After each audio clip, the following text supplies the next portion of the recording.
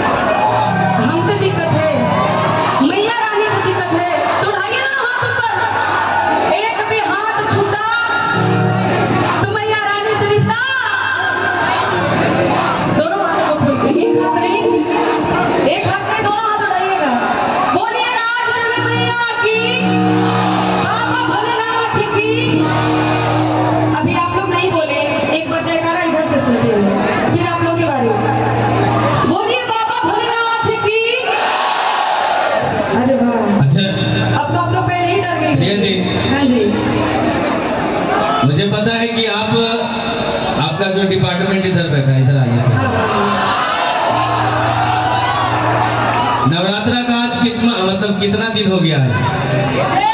तीसरा दिन है ना, तो ऑटोमेटिक वोल्टेज डाउन होगा। नहीं देखना है, दिखाइए। कहिए नहीं, पहले सुनिए।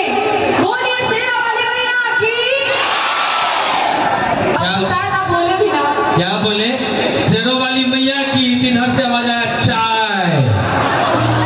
मिलेगा, मिलेगा, सब मिलेगा। और प्रीति मिश्रा जी, आप अविलंब आ जाएं। अब देखिएगा इधर, देखिएगा इधर, मर्दों की क्या जमात है।